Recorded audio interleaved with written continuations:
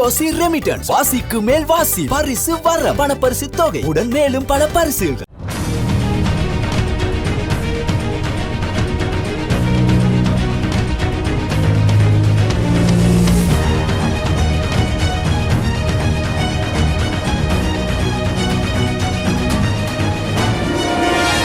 அனைவருக்கும் இனிமையான வணக்கம் மற்றும் ஒரு டான் தமிழொலியின் நேருக்கு நேர் நிகழ்ச்சியில் உங்கள் அனைவரையும் சந்திப்பதில் மகிழ்ச்சியாக இருக்கின்றது. இன்றைய நேருக்கு நேர் நிகழ்ச்சியில் ஸ்ரீலங்கா சுதந்திர கட்சியின் அபராதுவ தொகுதியின் பிரதான அமைப்பாளரும் அதே போன்று ஸ்ரீலங்கா சுதந்திர கட்சியின் மத்திய குழு உறுப்பினருமாகிய திசர குணசிங்க அவர்கள் தான் கலந்து கொள்கின்றார். அவரை அன்போடு வரவேற்கின்றோம். நேருக்கு நேர் நிகழ்ச்சியில் இன்று கலந்து கொண்டு சிறப்பித்திருக்கக்கூடிய திசர குணசிங் அவர்களிடம் நாட்டின் தற்போதைய நிலை தொடர்பான முதலாவது கேள்வியை கேட்கலாம். நாட்டின் தற்போதைய நிலை எப்படி பார்க்கின்றீர்கள் என்று? ඇතරප්‍රේම ඉස්සල්ලම ස්තුතිවන්ත වෙන්න ඕන ඔයගොල්ලන්ගේ channel එකට Dan TV අපේ සිංහල දේශපාලඥයන්ගේ මතය දෙමළ භාෂාවෙන් දෙමළ ජනතාවට මේ රැගෙන යාම පිළිබඳව මේකට ආරාධනා කිරීම පිළිබඳවත් මගේ ගෞරවනීය ස්තුතිය. முதலில் நான் எனது நன்றிகளை டான் டிவி தொலைக்காட்சிக்கு தெரிவித்துக் கொள்கின்றேன். காரணம், சிங்கள அரசியல்வாதிகளது கருத்துக்களை தமிழ் நேர்களுக்கு, தமிழ் மக்களுக்கு கொண்டு செல்லும் கடமையை செய்கின்றீர்கள். உண்மையில் இது பாராட்டக்கூடிய ஒரு விடயம். உண்மையில் தற்போது நமது நாடு மிக மோசமான நிலையில் இருக்கின்றது. மிக மோசமான நிலையில் நாடு இருக்கக்கூடிய நிலையில் தான் நாங்கள் இந்த நாட்டிலே வாழ்ந்து கொண்டிருக்கிறோம். நான் ஸ்ரீலங்கா சுதந்திர கட்சியின் நுகர்வோர் அமைப்பின் தலைவராக கடமையாற்றிய போது நுகர்வோருக்காக பல தேவைகளை நான் செய்து கொடுத்திருக்கிறேன். எனவே மிக மோசமான நிலைக்கு நாங்கள் தள்ளப்பட்டிருக்கின்றோம். அந்த நிலை மிக மோசமான நிலை. இது மிகவும் கவலையாக இருக்கிறது. இது மிக மோசமான விதத்தில் இந்த விடயம் தற்போது தென்படுகின்றது. குறிப்பாக சொல்ல போனால், இந்த நாட்டில் இருக்கக்கூடிய அரச நிர்வாகம் சரியான முறையில் அதை நடைமுறைப்படுத்தாமை, அரச நிர்வாகத்தை சரியான முறையில் கொண்டு செல்லாமை, ஊழல் மோசடி நிறைந்த மிக மோசமான ஒரு நிர்வாகமே இதற்கு காரணம் என்று சொல்லலாம். அதே நேரத்தில் மக்களை சாதாரண வாழ்க்கைக்கு கொண்டு வருவதற்கான பொறுப்பு சகல அரசியல் கட்சிகளுக்கும் இருக்கின்றது என்பதை நாங்கள் முதலில் உணர வேண்டும். காரணம், எல்லா அரசியல் கட்சிகளுக்கும் இந்த பொறுப்பு இருக்கிறது. அதே நேரத்தில் இன்று நான் வரும்போது நான் கவனித்தேன், எரிபொருளுக்கான வரிசை இருக்கின்றது, அதே போன்று கேஸுக்கான வரிசை இருக்கின்றது, மின்வெட்டு அமுலில் இருக்கின்றது. எனவே மிக இக்கட்டான சூழ்நிலையில் மக்கள் இருக்கின்றார்கள். இந்த நேரத்தில் மக்களை கவனமாகவும் மக்களை மனம் தளராமலும் பார்த்துக் கொள்ள வேண்டியது அனைத்து அரசியல்வாதிகளது கடமை. எனவே இவ்வாறான ஒரு நிலைமை மக்களுக்கு ஏற்படும் போது அந்த நிலையிலிருந்து மக்களை மீட்டெடுப்பதற்காக அரசியல்வாதிகளும் அதே போன்று அரசாங்கத்தில் உள்ளவர்களும் வேறு நாடுகளில் என்றால் அவர்கள் முன்னின்று செயற்படுவார்கள். ஆனால் அந்த ஒரு நிலையை எங்களது நாட்டில் காண முடியவில்லை என்று நாங்கள் பார்க்கும்போது அது மிகவும் கவலையாகவும் அதே நேரத்தில் மிகவும் மன வருத்தத்தோடும் அதை சொல்ல வேண்டியிருக்கிறது. எனவே இதை மிகப்பெரிய ஒரு குறையாக அல்லது மிகப்பெரிய ஒரு இயலாமையாக நாங்கள் நினைக்கிறோம். காரணம், அரசியல்வாதிகள் தங்களது மக்களுக்கு, தங்களது பிரதேச மக்களுக்கு ஏற்பட்டுள்ள பிரச்சனை தொடர்பாக அவர்கள் கவனித்துக் கொள்ள வேண்டும். ஆனால் அது எங்கள் நாட்டில் நடப்பதில்லை. அதாவது இந்த நாட்டுக்கு தற்போது தேவைப்படுகின்றது ஒரு இன, மத, மொழி இவற்றை கடந்த அல்லது இவற்றின் பாகுபாடு பார்க்காத ஒரு தலைமைத்துவமே இந்த நாட்டுக்கு தேவைப்படுகின்றது. இந்த அரசாங்கத்தை எடுத்துக்கொண்டால் கூட இந்த அரசாங்கம் பதவிக்கு வரும்போது நாங்கள் காணக்கூடியதாக இருந்தது, இந்த அரசாங்கம் இனவாதத்தை பேசியதான் பதவிக்கு வந்தது, அல்லது இனவாதத்தை பேசி இனவாதத்தை கக்கிதான் இந்த அரசாங்கம் ஆட்சிக்கு வந்தது. எனவே இன, மத, மொழிக்கு அப்பாற்பட்டு இந்த அனைத்து மக்களும் வீதியில் இறங்கி போராடி கொண்டிருக்கின்றார்கள். இதை நாங்கள் காணக்கூடியதாக இருக்கிறது. எனவே இன, மத, மொழியை தாண்டி இந்த நாட்டிலே அனைத்து மக்களும் சமமாக வாழக்கூடிய ஒரு நிலையை உருவாக்க வேண்டும் என்பதே அனைவரது எண்ணமாகவும் அனைவரது குறிக்கோளாகவும் இருக்கிறது. ජාතියක මිනිස්සු ජීවත් වෙන්න විදියක් නැතුව පෝලිං වල ගත කරන තත්ත්වයක් තමයි තියෙන්නේ. මං හිතනවා ජාති ආගම් කුල නෙවෙයි, අපි හැමෝටම නිදහසේ ජීවත් වෙන්න පුළුවන් පරිසරයක් හදන්න පුළුවන් පාලන ක්‍රමයක් මේ රටේ ඇති විය යුතුයි කියන එක. அபராதுவ தொகுதியில், அதாவது காலி மாவட்டத்தில் அபராதுவ தொகுதியின் அமைப்பாளராக இருக்கின்றார். ஸ்ரீலங்கா சுதந்திர கட்சியின் செயற்பாடுகள் எவ்வாறு அங்கு இருக்கின்றது என்ற ஒரு கேள்வியும் கேட்கலாம். ஒரு விடயத்தை நான் தெளிவாக சொல்ல வேண்டும். அபராதுவ தொகுதியின் அமைப்பாளராக இருந்தவர் தந்தை குணசிங்க அவர்கள். எனவே அவருக்கு பிறகு அந்த இடத்தை அல்லது அவரது மறைவுக்கு பிறகு பாராளுமன்ற உறுப்பினராக இருந்த எனது தந்தையின் மறைவுக்கு பிறகு அபராதுவ தொகுதியின் அமைப்பாளராக நான் தெரிவு செய்யப்பட்டேன். எனவே நான் கடமைகளை செவ்வனே கடமையாற்றிக் கொண்டிருக்கிறேன். காலி மாவட்டத்திலே மிகவும் தொங்கலில் அல்லது மிகவும் மூலையில் இருக்கக்கூடிய ஒரு இடம் தான் அபராதுவ. அபராதுவ பகுதி என்பது மக்களிடையே කෙලවරේ பேசப்பட்ட තියෙන ஒரு ආසනයක් பகுதியாக තමයි மாறியதற்கான හබරාදු காரணம் මේක සම්පූර්ණයෙන්ම பொருளாதார ரீதியாக இந்த பகுதியிலே மீனவ சமூகத்தினரும் அதே போன்று மீனவ தொழிலும் அதே போன்று සංචාර කර්මාන්තයක சுற்றுலாத்துறைக்கான පැත්තක ஒரு සහ பிரதேசமாகவும் දීවර කර්මාන්තයක அபராதுவ பிரதேசம் இருக்கின்றது. அதை பல மக்கள் அறிவார்கள். எனவே அப்படித்தான் அபராதுவ இலங்கையிலே ஒரு பிரசித்தி பெற்ற இடமாக மாறி, அதே நேரத்தில் அபராதுவ பகுதியிலே இருக்கக்கூடிய பெருந்தோட்ட தொழில்துறை இருக்கின்றது. அதே போன்று விவசாயம் இருக்கின்றது. அதே போன்று சிறு கை தொழிலாளர்கள் இருக்கின்றார்கள். எனவே இப்படி நிறைய விடயங்கள் அபராதுவ பிரதேசத்தில் மக்கள் அது வளர்ச்சிக்காக இடம்பெற்றுக் கொண்டிருக்கிறது. அதே நேரத்தில் அபராதுவ தொகுதியில் இருக்கக்கூடிய மக்களது எதிர்வரும் காலங்களில் எதிர்காலத்தில் அவர்களது பொருளாதாரத்தை உயர்த்த வேண்டும் என்றால் நிச்சயமாக அவர்களது பொருளாதாரம் சிறப்பான விடயத்தில் செல்ல வேண்டும் என்றால் அதற்காக அவர்களுக்கான அபிவிருத்தி பணிகளை முன்னெடுக்க வேண்டும், அபிவிருத்தி செயற்திட்டங்களை முன்னெடுக்க வேண்டும், அவர்களுக்கான நலத்திட்டங்களை நாங்கள் கையாள வேண்டும். இப்படி பல விடயங்கள் இருக்கிறது. எனவே இந்த துறை அனைத்தும் மிக மோசமான விதத்தில் தற்போது பாதிக்கப்பட்டிருக்கின்றது. மிக மோசமான விதத்தில் அவை வீழ்ச்சி அடைந்திருக்கின்றது.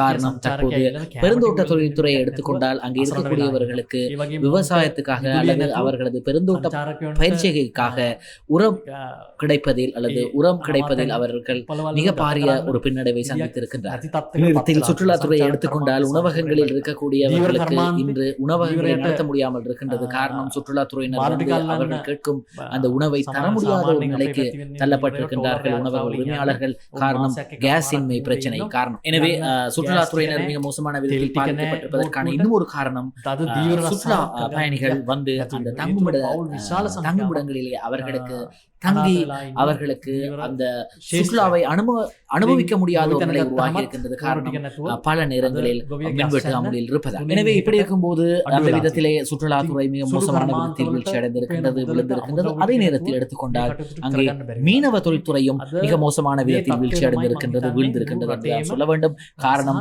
அவர்களுக்கு கடலுக்கு செல்வதற்கான எரிபொருளின்மை காரணமாக அவர்கள் மிக மோசமான விதத்திலே பாதிப்பை சந்தித்திருக்கின்றார்கள் என்பதையும் இந்த நேரத்தில் நான் பதிவு செய்தாக வேண்டும். எனவே அதிகமான மீனவ குடும்பங்கள் தற்போது பாதிப்பை எதிர்நோக்கி கொண்டிருக்கின்றார்கள், பாதிப்படைந்திருக்கின்றார்கள். காரணம், அவர்கள் அந்த மீனவ குடும்பங்கள் இந்த மீனவ தொழிலை நம்பியே இருக்கின்றார்கள். ஆனால் இந்த மீனவர்களுக்கு கடலுக்கு செல்ல முடியாத ஒரு நிலை உருவாகி இருக்கிறது. எனவே இது போன்ற பிரச்சனைகளை நாங்கள் அபராதுவ பகுதியில் மட்டுமில்லாமல் இந்த முழு நாட்டிலும் காணக்கூடியதாக இருக்கின்றது. எனவே இது மிக மோசமான ஒரு சந்தர்ப்பம் என்பதை நாங்கள் கூறியே ஆகலாம். எனவே இந்த துறைக்கு செலுத்த வேண்டிய அல்லது இந்த துறைக்கு செலுத்த வேண்டிய சலுகைகள் வசதிகளை நாங்கள் செய்து கொடுக்காமல் செய்யாமல் நாங்கள் நிச்சயமாக இதை செயற்படுத்த முடியாது என்பதையும் இந்த நேரத்திலே கூறியாக வேண்டும். எனவே நாங்கள் கடந்த இந்த தொகுதியிலே அபராதோ தொகுதியிலே இருந்த பாராளுமன்ற உறுப்பினர்களை எடுத்துக்கொண்டால் அவர்கள் அனைவரும் இடதுசாரிகளாகவே இருந்திருக்கின்றார்கள். எனவே ஒரு இடதுசாரிகளின் கோட்டையாகத்தான் அல்லது இடதுசாரிகளின் மிகவும் பிரசித்தி பெற்ற ஒரு இடமாகத்தான் இந்த அபராதுவ பகுதி இருந்திருக்கின்றது என்பதையும் இந்த நேரத்திலே சுட்டிக்காட்ட வேண்டும். இப்படி இருக்கும்போது இந்த நாட்டை சரியான பாதையில் கொண்டு செல்வதற்கான ஒரு முயற்சியில் மைத்ரிபால சிறிசேன முன்னாள் ஜனாதிபதி உள்ளிட்ட குழுவினர் இறங்கி அதற்கு பிறகு என்ன செய்தார்கள் என்றால் 11 கட்சிகளாக ஒன்றிணைந்து தற்போது அரசாங்கத்திற்கு ஒரு யோசனையை முன்வைத்திருக்கின்றார்கள். ஆனால் அந்த யோசனையை நடைமுறைப்படுத்துவதாக நிதியமைச்சர் பசில் ராஜபக்ச அவர்கள் தெரிவித்திருக்கின்றார். அது தொடர்பாகவும் நாங்கள் திஸ்ர குணசிங்க அவர்களிடம் கேட்கலாம் இந்த யோசனைகள் தொடர்பாக. අපි දැන් මේ රජය ආරම්භ කරපු රජය පිහිටවපු වෙලාවේ உங்களுக்கு தெரியும், இந்த கொரோனா காலகட்டத்தின் போது இந்த அரசாங்கத்துக்கு, குறிப்பாக இந்த நாட்டின் ஜனாதிபதி கோட்டாபய ராஜபக்ச அவர்களுக்கு நாங்கள் பல ஆலோசனைகளை வழங்கியிருந்தோம். அது மட்டும் இல்லாமல் ஸ்ரீலங்கா சுதந்திர கட்சியின் யோசனைகளையும் ஸ்ரீலங்கா சுதந்திர கட்சியின் கொள்கைகளையும் அவர் நடைமுறைப்படுத்துவதாக எங்களிடம் உறுதியளித்தார். ஆகவேதான் ஜனாதிபதி தேர்தலாக இருக்கட்டும், அதனைத் தொடர்ந்து இடம்பெற்ற பாராளுமன்ற தேர்தலாக இருக்கட்டும், இந்த தேர்தல்களில் நாங்கள் கூட்டாக செயற்பட்டும் அதே போன்று அவருக்கு ஆதரவளித்து செயற்பட்டதற்கான முக்கியமான காரணமாக இருக்கிறது.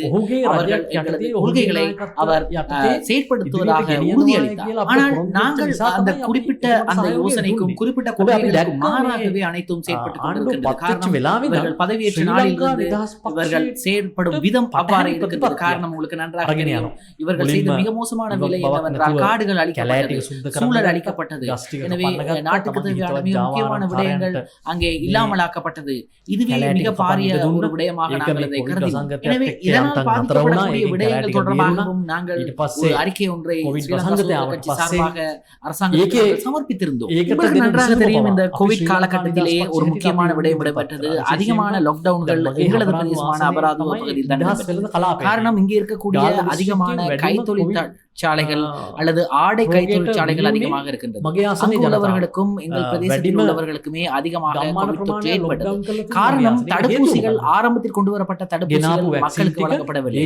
மாறாக அரசியல்வாதிகளுக்கும் அரசியல்வாதிகளின் குடும்பங்களுக்கும் வழங்கப்பட்டதாலேயே இந்த பாரிய ஒரு நிலை ஏற்பட்டது. எனவே அபராதுவ பகுதியில் இருக்கக்கூடிய சுதந்திர வர்த்தக வலயத்திலே இருக்கக்கூடிய ஆடை தொழிற்சாலைகளுக்கு அவ்வாறு தடுப்பூசி வழங்கப்பட்டிருந்தால் அவர்களில் பலர் இன்று காப்பாற்றப்பட்டிருப்பார்கள். எனவே இந்த குறைகளை நாங்கள் அவதானித்து வந்தோம். எனவே இந்த குறைகளை நாங்கள் அவதானித்து இது தொடர்பாக நடவடிக்கை எடுக்குமாறு நாங்கள் வலியுறுத்தினோம். ஆனால் அது தொடர்பாக இதுவரை நடவடிக்கை எடுக்கவில்லை என்பதே கவலைக்குரிய விடயம். உங்களுக்கு தெரியும், இந்த அரசாங்கத்தின் பிரதான கட்சியாக ஸ்ரீலங்கா சுதந்திர கட்சி இருக்கின்றது. ஸ்ரீலங்கா சுதந்திர கட்சி இந்த அரசாங்கத்தின் பிரதான கட்சியாக இருந்து அதே நேரத்தில் 17 லட்சம் வாக்குகள் இருக்கின்றது. அது மட்டுமில்லாமல் 17 லட்சம் வாக்குகள் மட்டுமில்லாமல் 15 பாராளுமன்ற உறுப்பினர்கள் இருக்கின்றனர். எனவே இதில் முக்கியமான ஒரு விடயம் நன்கு தெளிவாக தென்படுகின்றது.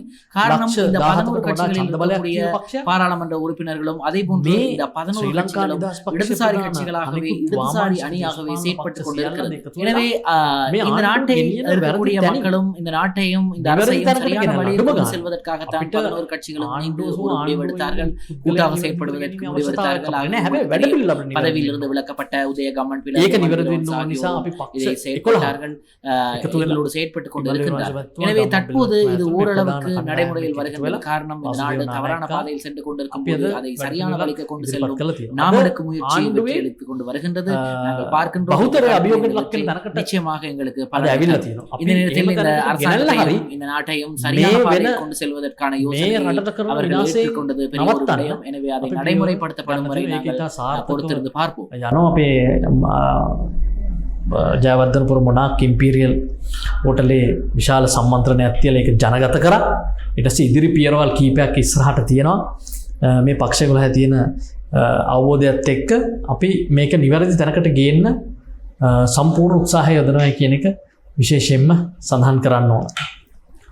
அதே நேரத்தில் அரசாங்கத்தை விமர்சித்தார்கள் என்று அரசாங்கத்திலிருந்து விலக்கப்பட்டார்கள் உதயகம்மன், பிற விமல் வீரவன்ச ஆகியோர். ஆனால் அரசாங்கத்தை விமர்சித்து கொண்டே அரசாங்கத்திற்குள்ளே இருக்கும் ஸ்ரீலங்கா சுதந்திர கட்சியினரை இன்னும் அவர்கள் மீது கை வைக்காதது ஏன் என்ற ஒரு கேள்வியையும் நான் கேட்க விரும்புகின்றேன் திசர குணசிங்க அவர்களிடம். මෙහෙම ප්‍රේම දැන් ශ්‍රී ලංකා නිදහස් පක්ෂය හැම වෙලාවකම තීන්දුව తీරන ගන්නේ ශ්‍රී ලංකා නිදහස් පක්ෂ මධ්‍යම කාරක සභාවේ තීරණය කරනවා. ඒ ශ්‍රී ලංකා නිදහස් පක්ෂයේ ගති ස්වභාවය සහ වැඩ කටයුතු කරන ආකාරය. අපි යම්කිසි දේශපාලන තීන්දුවක් ගන්නේ මධ්‍යම සාකච්ඡා කරලා. මොකද මේ මධ්‍යම குறிப்பாக ஸ்ரீலங்கா சுதந்திர கட்சியின் எந்த ஒரு முடிவாக இருந்தாலும் அதை ஸ்ரீலங்கா சுதந்திர கட்சியின் மத்திய செயற்குழு கூடிதான் முடிவு. எனவே அது ஸ்ரீலங்கா சுதந்திர கட்சியின் ஒரு கொள்கையாகவும் ஒரு செயற்பாடாகவும் இருக்கிறது. ஆகவேதான் ஒரு மத்திய குழு கூடி எடுக்கக்கூடிய முடிவுகளை நாங்கள் வெளியில் எடுப்பதில்லை, வெளிமேடைகளில் பேசுவதில்லை. குறிப்பாக நாங்கள் இந்த அரசாங்கத்திலிருந்து விலகுவதற்கு நாங்கள் தயாராக இருக்கின்றோம். எந்த நேரத்தில் வேண்டுமானாலும் நாங்கள் அரசாங்கத்திலிருந்து விலகுவதற்கு நாங்கள் தயாராக இருக்கின்றோம்.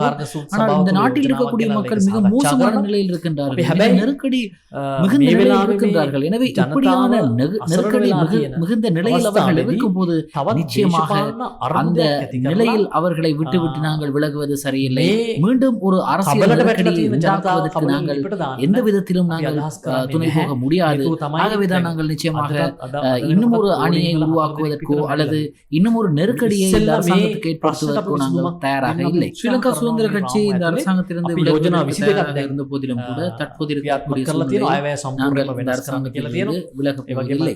அதே நேரத்தில் இந்த நாட்டின் தற்போதைய நெருக்கடிகள் மிகுந்த ஒரு நாடாக இருக்கின்றது. அதே நேரத்தில் எங்களுக்கு நன்றாக தெரியும், நாங்கள் இப்பொழுது இந்த நாட்டில் உள்ள தற்போதைய நெருக்கடியை மிக உன்னிப்பாக அவதானிக்கிறோம். காரணம், வரிசைகளில் நின்றவர்களில் 4 பேர் இதுவரை உயிரிழந்திருக்கிறார்கள். எனவே இந்த மாதிரியான நேரத்தில் நாங்கள் மிகவும் அவதானத்தோடு செயல்படுவதை நல்லது. எனவே மக்கள் இப்பொழுது இருக்கக்கூடிய பிரச்சனைகளில் இருந்து மக்களை எவ்வாறு வெளியே கொண்டு வருவது என்பது தொடர்பாக நாங்கள் பேசிக் கொண்டிருக்கின்றோம். அதாவது கடதாசி தாள்கள். எனவே இப்படியான ஒரு இக்கட்டான சூழ்நிலையை தான் தற்போது පේන අර්බුදයට අමතරව දරුවන්ට අධ්‍යාපනය නැති වෙලා තියෙනවා. විභාග ටික කල් දාලා තියෙනවා. කඩදාසි නෑ, ඒ වගේම භූමි තෙල් ටික නෑ, ජන ජීවිතය සම්පූර්ණයෙන් අඩාවලා තියෙනවා. ජන ජීවිතය යම්සි ආකාරයකට තැනකට ගේන්න අපි උත්සාහ කරනවා මේක රාමු ඇතුළින්දගෙන. ඒක ඉතා කෙටි காலයක් කියන එක විශේෂයෙන්ම කියනවා. இப்படி இருக்கும்போது ஸ்ரீலங்கா சுதந்திர கட்சியின் யோசனைகள் முன்வைக்கப்பட்டு அந்த யோசனைகளை நடைமுறைப்படுத்துவதாக தெரிவிக்கப்பட்டிருக்கின்ற போதிலும் அண்மையில் இங்கே எங்களுடைய நிகழ்ச்சிக்கு வருகை தந்த ஸ்ரீலங்கா சுதந்திர கட்சியின் பொதுச் செயலாளரும் ராஜாங்க அமைச்சரும் ஆகிய தயாசிரி ஜெயசேகர் அவர் விடயத்தை சொன்னார். எதிர்வரும் தேர்தல்களில் கூட்டணியாக நாங்கள் போட்டியிடப் போகின்றோம் என்று, அதாவது கூட்டமைப்பாக இணைந்து போட்டியிடப் போகின்றோம் என்று. கூட்டமைப்பாக இணைந்து போட்டியிட்டாலும் வெற்றி பெற முடியுமா என்ற ஒரு கேள்வியும் நாங்கள் கேட்கலாம். நிச்சயமாக ஒரு விடயத்தை கூற வேண்டும். உங்களுக்கு நன்றாக தெரியும், இலங்கையில் நடைபெற்ற எல்லா தேர்தல்களிலும் கூட்டணியாகவே ஸ்ரீலங்கா சுதந்திர கட்சி களமிறங்கியது. 1994ஆம் ஆண்டு ஸ்ரீலங்கா பொதுஜன பெரமுன என்ற கூட்டணியின் ஊடாகவும், அதே போன்று அதற்கு பிறகு ஸ்ரீலங்கா சுதந்திர கூட்டமைப்பு, ஐக்கிய மக்கள் சுதந்திர கூட்டமைப்பு என்ற கூட்டணியிலும், தற்போது ஸ்ரீலங்கா பொதுஜன சுதந்திர கூட்டணியிலும் போட்டியிட்டு நாங்கள் கூட்டணியாகவே களமிறங்கினோம். எனவே எதிர்வரும் காலங்களிலும் நாங்கள் கூட்டணியாகவே களமிறங்குவோம். நிச்சயமாக கூட்டணியாக களமிறங்கி நாங்கள் வெற்றி பெறுவோம் என்பதும் உறுதியாக இருக்கிறது. எனவே நாங்கள் ஒரு முயற்சியை மேற்கொள்ள இருக்கின்றோம். அதாவது கூட்டணியாக நாங்கள் களமிறங்குவது மட்டுமில்லாமல் பொதுவாகவே தற்போது இந்த நாட்டில் இருக்கக்கூடிய பிரச்சனைகளை நாங்கள் கூட்டணியாக அந்த பிரச்சனைகளுக்கு முடிவு காண நாங்கள் முயற்சிக்கின்றோம். அதே நேரத்தில் நாங்கள் ஸ்ரீலங்கா சுதந்திர கட்சி முதன்மை கட்சியாக இருந்து கொண்டு ஏனைய கட்சிகளை உள்ளடக்கிய ஒரு கூட்டணியாக நாங்கள் நிச்சயமாக செயல்படுத்துவோம்.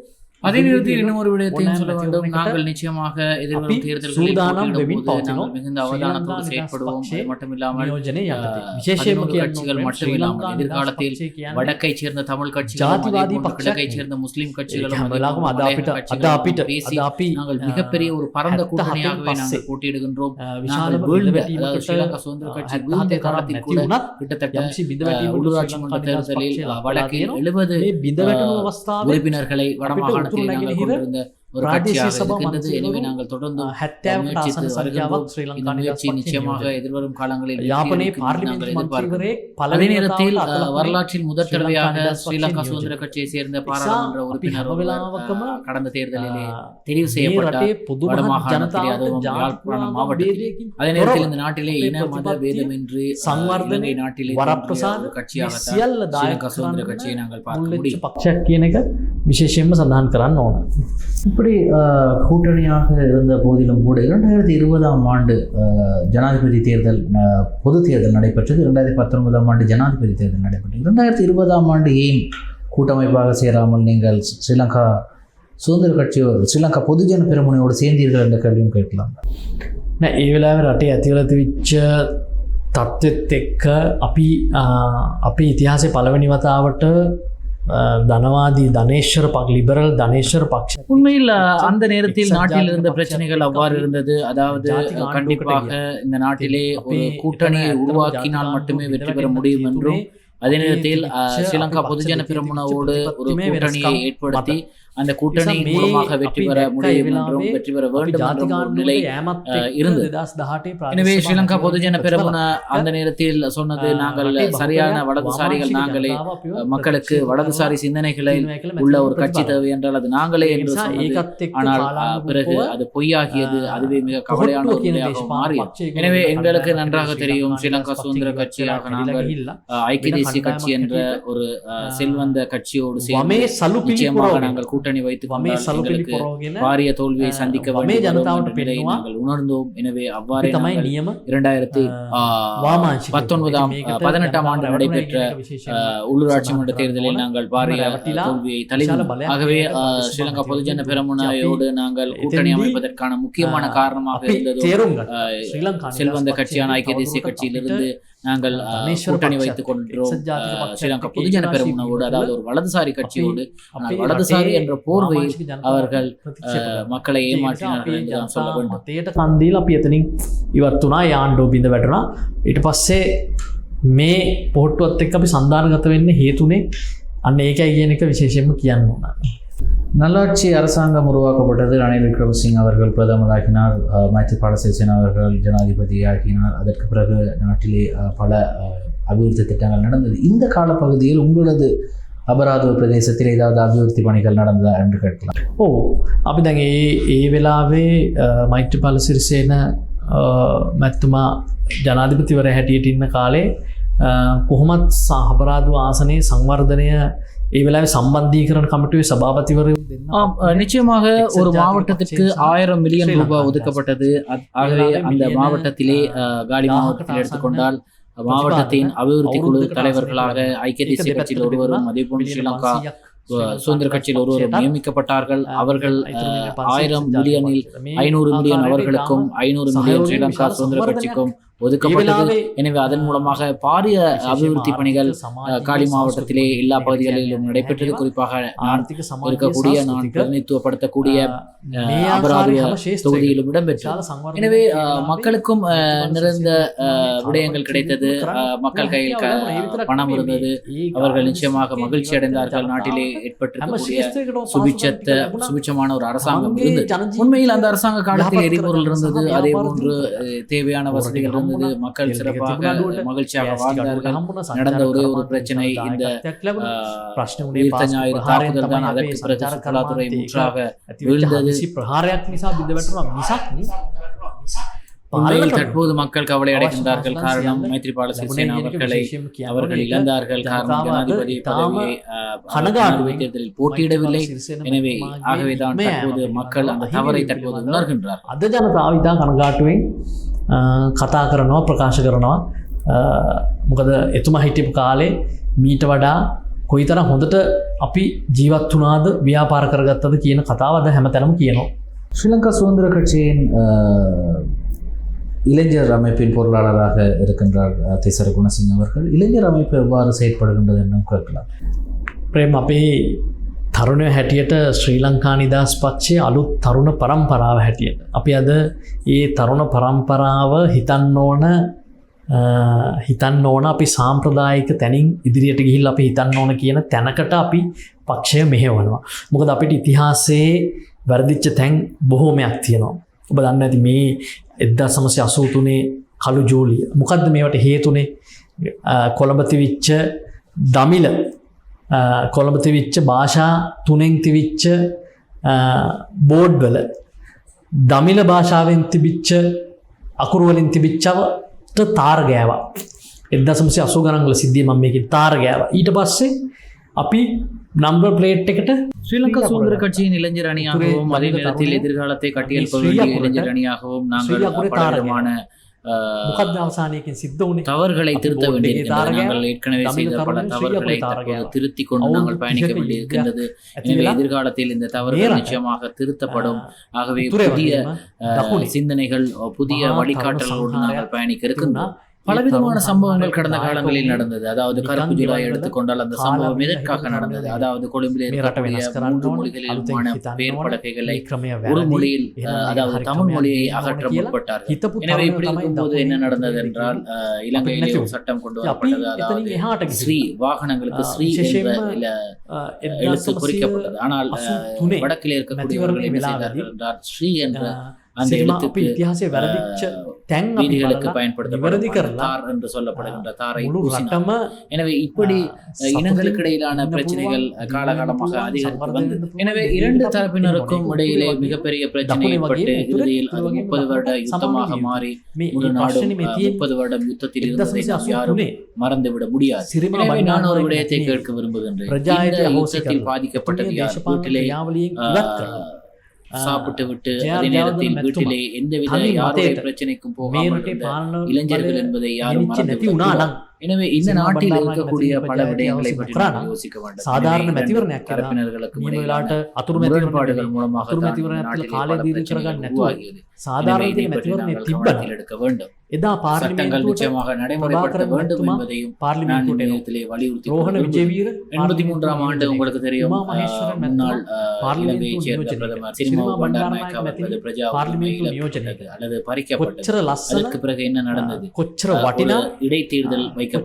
அந்த இடைத்தேர்தல் சிறந்த சாதாரண முறையிலே நீதியான தேர்தலாக நடந்திருந்தால் பிரபாகரன் மற்றும் ரோஹன் ஜீவிர ஆகியோர் பாராளுமன்றத்துக்கு வந்திருப்பார். அதே நேரத்தில் தெற்குக்கு நிர்மாணிக்கப்படும் தெற்கிலே நிர்மாணிக்கப்படும் பாதைகள் அதிவேக பாதைகள் வடக்கிலும் நிர்மாணிக்கப்பட வேண்டும். அங்கே வடக்கிலும் மக்கள் சந்தோஷமாகவும் வாழ வேண்டும். எனவே வெள்ளவத்தை தொழில் செய்யக்கூடிய ஒரு இளைஞர் தனது ஊரான யாழ்ப்பாணத்துக்கு அங்கே பகல் உணவை அறிந்துவிட்டு இலங்கைக்கு அதே நேரத்தில் மீண்டும் கொழும்புக்கு வரக்கூடிய ஒரு சூழலை உருவாக்க சிறிய நாடு. நாங்கள் அனைவரும் வாழ வேண்டும். எனவே இளைஞர்களாக எதிர்காலத்தில் இந்த நாட்டை கட்டியிருக்கக்கூடிய பல விடயங்களை நாங்கள் சிறப்பாக செய்ய வேண்டும் என்பதற்காகவே இந்த முயற்சிகளை நாங்கள் மேற்கொண்டு வருகின்றோம். දමිළ තරුණයට දමිළ ජනතාවට සාධාරණය ඉෂ්ට වෙලා නැහැ කියන එක. ඒ නිසා අපි සාධාරණ සමාජයක්, සාධාරණ පාලන ක්‍රමයක්, සාධාරණ රටක්, සාධාරණ විදිහට හිතන නායකයෙක් එක්ක මම හිතනවා ශ්‍රී ලංකා නිදහස් පක්ෂය තුල මේ හැම ප්‍රතිපත්තියක්ම තියෙනවා. ඒවට ඉදිරි කාල පරිච්ඡේදය තුළ අපි හැම කෙනෙක්ම තරුණයෝ හැටියට මෙන්න මේ වගේ පුළුල් මනසකින් යුක්තව හිතලා පක්ෂය සංවිධානය කරන වැඩපිළිවෙල තමයි අපි පක්ෂය ඇතුලේ අරගෙන යන්නේ කියන එක විශේෂයෙන්ම කියනවා. அடுத்ததாக நிகழ்ச்சியின் இறுதியாக இந்த நிகழ்ச்சியை பார்த்து கொண்டிருக்கக்கூடிய நெருக்கடியான நேரத்தில் இருக்கக்கூடிய இலங்கை மக்களுக்கு நீங்கள் சொல்லக்கூடிய தகவல் என்ன என்று கேட்கலாம். එකක් තමයි අඩු ගානේ අපි මේ අර්බුද තත්ත්වයෙන්වත් රටේ ජනතාව හැටියට අපි දේශපාලන සාක්ෂරතාවය අපි උපනංවා ගත යුතුයි. රටේ සාක්ෂරතාවය තියෙනවා 90%-98% විතරම. හැබැයි ජනතාවගේ දේශපාලන සාක්ෂරතාවය නැහැ.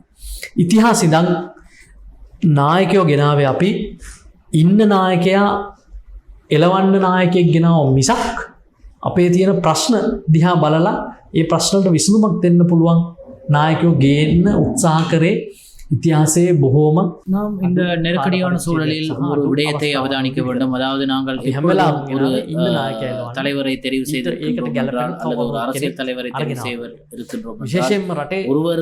ஒருவரை அனுப்பிவிட்டு இன்னொருவரை கொண்டு வருவதற்கு நாங்கள் முயற்சிகளை மேற்கொண்டிருக்கின்றோம் தவிர அல்லது ஒருவரை கட்டிவிட்டு இன்னொரு தலைவரை கொண்டு வருவதற்கு முயற்சி செய்தோம். நாங்கள் இருக்கின்ற பிரச்சனையை பூர்த்தி செய்து இருக்கின்ற பிரச்சனைக்கான தீர்வுக்காக இன்னொரு தலைவரை நாங்கள் இதுவரை கொண்டு வரவில்லை. எனவே 3-2 பெரும்பான்மையை வழங்கியதன் காரணமாகவே இவ்வளவு பிரச்சனைக்கு நாங்கள் முன் கொடுக்க வேண்டி இருக்கின்றது. சில நேரங்களில் நீங்கள் அந்த பெரும்பான்மையை கொடுக்கும் போது யோசித்து கொடுத்திருந்தால் இந்த நிலைமைகள் மாறி இருக்கும். எனவே பொதுமக்களாகிய நீங்கள் இந்த நாட்டில் இருக்கக்கூடிய அரசியல்வாதிகளுக்கு வலியுறுத்துங்கள். நாட்டில் இருக்கக்கூடிய பிரச்சனைகளை நீங்கள் முகம் கொடுக்க வேண்டும் என்று அரசியல்வாதிகளை நீங்கள் வலியுறுத்துங்கள். அரசியல்வாதிகளை நீங்கள் வலியுறுத்த சூழலை உருவாக்க வேண்டியது பொதுமக்களாகிய உங்களது இந்த நாட்டில் இருக்கக்கூடிய அரசியல் தலைவர்கள் என்ன செய்திருக்க வேண்டும் என்றால் இது போன்ற இக்கட்டான இந்த நாட்டில் இருக்கக்கூடிய புத்திஜீவிகள் அது யோசனைகளை பெற்றிருக்க வேண்டும். இந்த நாட்டில் இருக்கக்கூடிய கல்விமான்களது யோசனைகளை பெற்றிருக்க வேண்டும். இவை எல்லாவற்றையும் விட்டுவிட்டு தாங்கள் எடுக்கும் முடிவுதான் சரி என்று எடுத்த முடிவுகளாலேயே இன்று இந்த நிலை இருக்கிறது. இந்த நாட்டில் இருக்கக்கூடிய பாராளுமன்றத்திற்கு சக்தி வாய்ந்த வளமும் இல்லாமலும் சக்தியும் இல்லாமலும் பாராளுமன்றம் இருக்கின்றது. எனவே இவ்வாறான ஒரு பாராளுமன்றத்திலே அவசர முடிவுகளையும் நாட்டுக்கு தற்போது தேவையான தீர்க்கமான முடிவுகளை எடுக்க முடியாது. அதே நேரத்தில் எதிர்காலத்தில் நீங்கள் உங்களது வாக்குகளை பாவிக்கும்போது சரியானவர்களுக்கு பாவிக்க வேண்டும். ஒரு அரசியல் தலைவரையோ அல்லது ஒரு மக்கள் பிரதிநிதியோ உருவாக்குவதற்கு முதல் அவருடைய பேச்சை 5 நிமிடம் கேளுங்கள். அவருடைய பேச்சிலே இருக்கக்கூடிய அரசியல், அவர்களுடைய பேச்சில் இருக்கக்கூடிய பொருளாதார ரீதியான விடயங்கள், அவருடைய பேச்சில் இருக்கக்கூடிய கலாச்சார ரீதியான விடயங்களை உங்களுக்கு அவதானிக்க முடியும். அதற்கு பிறகு முடிவெடுங்கள். බලය කේන්ද්‍රගත කරලා තියෙනවා. අපි තුමු ජනාධිපතිවරයා ඉන්නකම් ආණ්ඩුව වෙනස් කරා කියලා මේ ප්‍රශ්නේ විසඳන්න පුළුවන් කියලා මම විශ්වාස කරන්නේ නැහැ. මොකද එන පාර්ලිමේන්තුවටත් ඒ බලය නැහැ. ඒ නිසා මේ වයින් ඉදිරියේදීවත් පාඩමක් ඉගෙන ගන්න කියන එක තමයි ජනතාවට මට කියන්නේ. දේශපාලන සාක්ෂරතාවය තුළ තමන්ගේ ඡන්දය පාවිච්චි කරන්න, දේශපාලඥයෙක් හඳුනගන්න සහතික අවශ්‍ය නැහැ. විනාඩි 5ක් ඔහු ආර්ථිකය ගැන, කෘෂිකර්මය ගැන, සංස්කෘතිය ගැන, ඉතිහාසය ගැන විනාඩි 5ක ඔහුගේ කතාවකට සවන් දුන්නා නම්, ඒක සාවධානව ඇහුවා නම්, ඒක විශ්ලේෂණය කරා නම් දේශපාලඥයෙක් ඔහු රටට සුදුසුද නැද්ද කියලා අඳුර ගන්න පුළුවන්. මම මේ දේශපාලන සාක්ෂරතාවය වැඩි දියුණු කරගන්න කියලා අපේ රටේ ජනතාවගෙන් මම ඉල්ලා සිටිනවා. එතකොට අපිට හොඳ රටක් හදන්න පුළුවන්, හොඳ නියෝජිතයෝ යවලා. இன்றைய நேருக்கு நேர் நிகழ்ச்சியில் கலந்து கொண்டவர் ஸ்ரீலங்கா சுதந்திர கட்சியின் அபராதவ தொகுதியின் பிரதான அமைப்பாளராகிய திசர குணசிங் அவர்களுக்கு எங்களது நன்றிகள். டான் தமிழொலியின் மற்றும் ஒரு நேருக்கு நேர் நிகழ்ச்சியில் உங்களை சந்திக்கும் முறை விடைபெறுகின்றோம். நன்றி, வணக்கம்.